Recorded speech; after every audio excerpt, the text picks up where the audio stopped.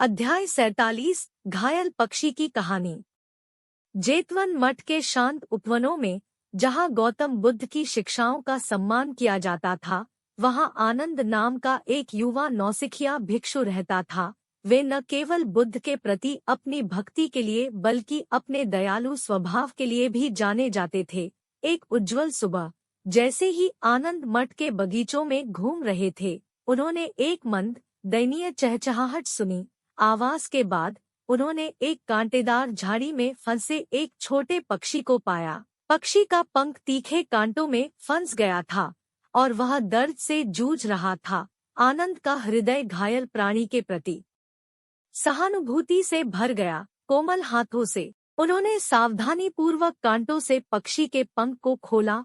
पक्षी, हालांकि अभी भी दर्द में है, अपनी आंखों में कृतज्ञता के साथ आनंद की ओर देखता है।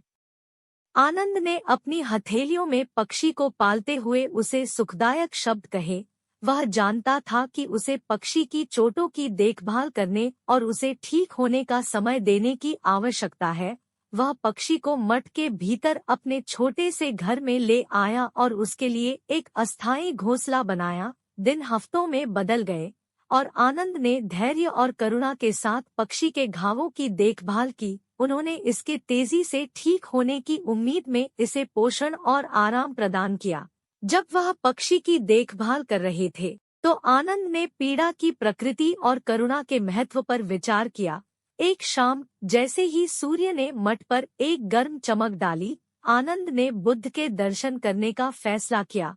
वह अपने हाथों में धीरे से पाले हुए पक्षी को अपने साथ ले गया। आनंद ने प्रबुद्ध व्यक्ति के सामने झुककर कहा, धन्य भगवान, मैंने इस घायल पक्षी की देखभाल की है और इसने मुझे करुणा और पीड़ा के निवारण के बारे में बहुत कुछ सिखाया है।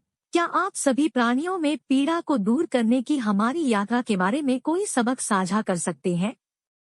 बुद्ध ने एक शांत मुस्कान के साथ जवाब दिया, आनंद, इस घायल पक्षी के लिए आपकी करुणा मेरी शिक्षाओं के सार को दर्शाती है। जिस तरह आपने इस छोटे से प्राणी की देखभाल की है, हमें उन सभी जीवित प्राणियों के प्रति अपनी करुणा और देखभाल बढ़ानी चाहिए जो पीड़ित हैं। अपने लिए और दूसरों के लिए दया के कार्यों और पीड़ा के उन्मूलन के साथ ज्ञान का मार्ग प्रशस्त होता है।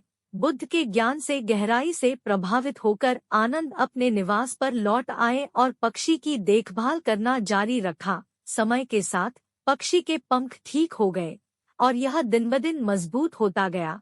एक सुबह, जैसे ही आनंद ने अपने घर की खिड़की खोली, पक्षी ने अपने पंख उड़ाए और स्वतंत्र और जीवंत होकर आकाश में उड़ान भरी। आनंद ने पक्षी को विशाल विस्तार में गायब होते देखा। उसके उपचार और मुक्ति की यात्रा पूरी हुई। उन्होंने महसूस किया कि जिस तरह पक्षी को पीड़ा से मुक्ति मिली थी, उसी तरह सभी प्राणी भी अपने घावों की देखभाल करके और करुणा पैदा करके मुक्ति पा सकते हैं। घायल पक्षी की कहानी जेतवन मठ में एक पोषित कहानी बन गई, जो इसे सुनने वाले सभी लोगों को याद दिलाती है कि ज्ञान का मार्ग अपने और दूसरों दोनों के लिए दया, करुणा और पीड़ा के उन्मूलन के कार्यों में निहित था। कहानी का नैतिका। The tale of the wounded bird हमें सिखाती है कि करुणा और पीड़ा का उन्मूलन गौतम बुद्ध की शिक्षाओं के केंद्र में है। जिस तरह युवा भिक्षु आनंद ने घायल पक्षी की देखभाल की, उसी तरह हम भी सभी जीवित प्राणियों के प्रति दया और करुणा फैलाकर उन्हें ठीक करने और पीड़ा से मुक्ति पाने में मदद करके ज्ञान का मार्ग खोज सकते हैं।